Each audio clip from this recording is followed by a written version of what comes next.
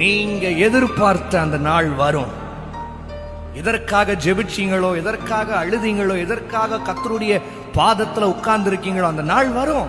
கவலையே படாது. கர்த்தருக்கு காத்திருக்கிறவங்க எப்படி தெரியுமாங்க இருக்கணும்? ஏசாயா 40:31 வாசிக்கிற எல்லாத்துக்கும் தெரிஞ்ச வசனம் தான். கர்த்தருக்கு காத்திருக்கிறவர்களோ, அவருக்காக காத்திருக்கிறீங்க நீங்க. உங்களை பார்த்து சொல்றேன், எனக்கு இயேசு செய்து முடிப்பார். அந்த மாதிரி ஒரு உபத்திரவமான நேரம், ஒரு அழுகையின் நேரம், இல்ல ஒரு அவமானத்தின் நேரம், இல்ல நீங்க எதிர்பார்த்த காரியங்கள் நடக்காத நேரத்துல என்ன தெரியுமா சொல்லணும்? காத்திருக்கிறேன், எனக்கு கர்த்தர் செய்வார்.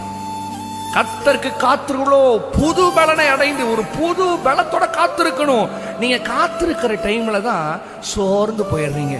நடக்குமா, நடக்காதா, செய்வாரா, செய்ய மாட்டாரா, அத ஆண்டவர் வாய்க்க செய்வாரா, வாய்க்க பண்ண மாட்டாரா? சொல்லிட்டார்ல, செய்வார்.